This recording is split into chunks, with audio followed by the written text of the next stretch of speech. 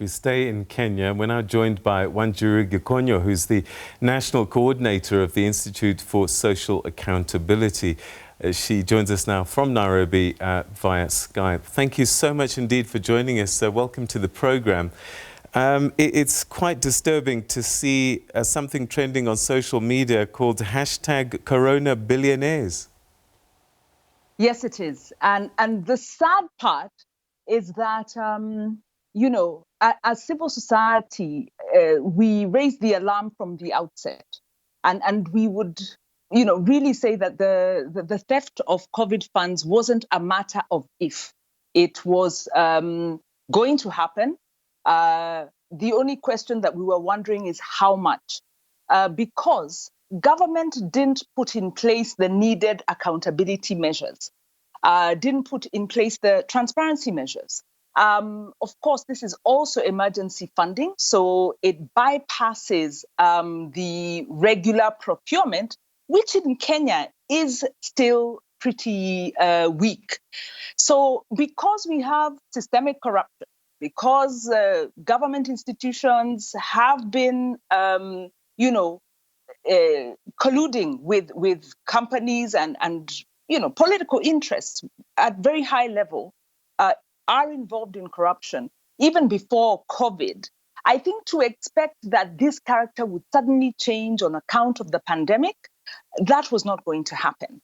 It's embarrassing as Kenyans. And the sad thing is that it then endangers the lives of healthcare workers who need those PPEs. We've got community health workers who are on the ground trying to assist communities at the local level who don't have access to PPEs, while huge tenders are being given to tenderpreneurs. So in Kenya, we have a term we've coined called tenderpreneurs. People who are able to set up companies and within a month win a massive tender and not deliver and not be brought to book. So we have a problem around our procurement process at several levels. It's political, it is systemic, and at the end of the day, it's because there's no penalty that accrues to those who take part in corruption. Our approach of fighting corruption is through the prosecutorial system, and it simply isn't working.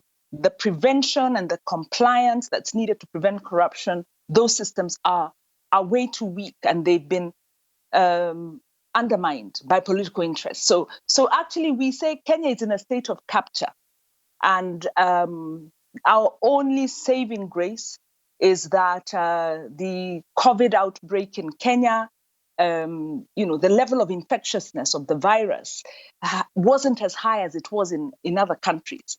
Otherwise, had we had the level of infectiousness with the weak state of our systems, the situation would be much worse than it is now. You've given us some clues in terms of my next question, because for this kind of corruption to happen, usually very connected people are the ones that are at the forefront of this, and the justice system sometimes gets compromised when connected people are involved.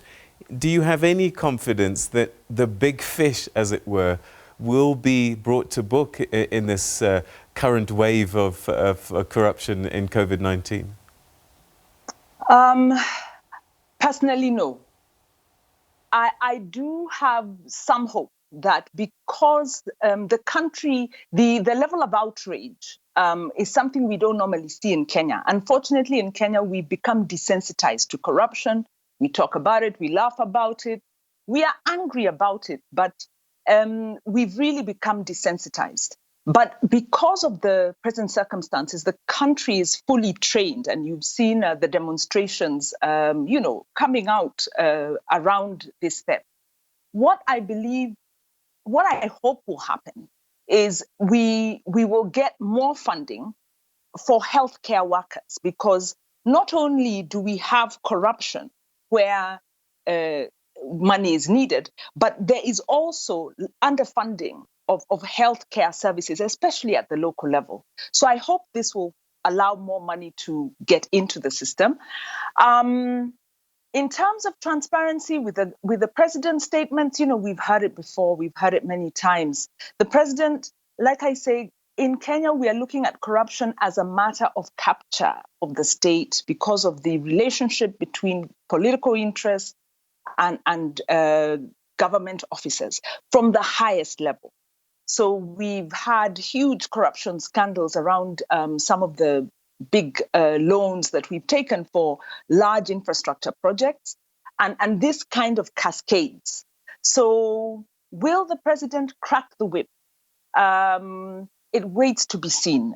We haven't seen it before. We've had a lot of talk. It will be a welcome change and a much needed one. But having said that, even if he does crack the whip, we have a problem in the prosecutorial system and the public service system. And part of this has to do with we have a parliament that has been very irresponsible with its oversight powers and has appointed people to important positions based on political connectedness. And of course, once people get into positions because of their political interests, they then don't perform. So we have, several layers of kind of impediments to accountability. And the most we can hope for is a candid conversation and a candid change of heart. But, that's really, we could maybe call for a prayer because so far we haven't seen anything encouraging in that regard. So my experience of Kenyans is that you're amongst the most intelligent, innovative, creative people, and so you can solve problems quite easily. Does this suggest that there's just no political will here to solve these problems? Yes, I think that is that is it.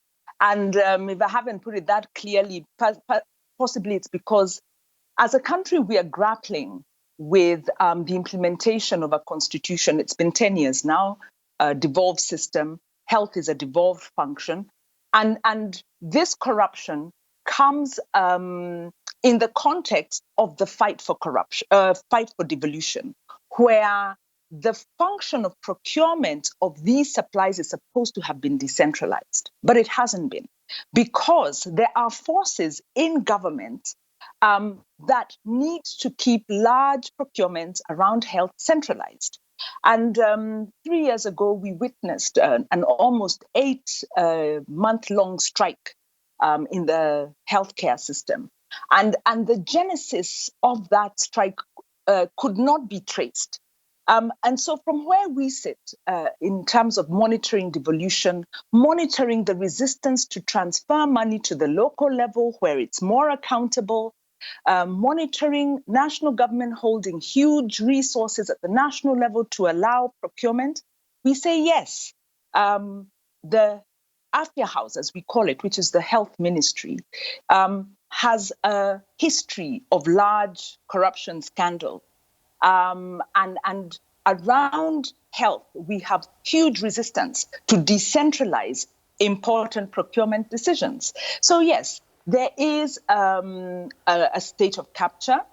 And we would say that the president, who is, of course, at the helm of the fight of corruption, is heavily enmeshed, politically enmeshed with interests that impede his ability to really fight corruption.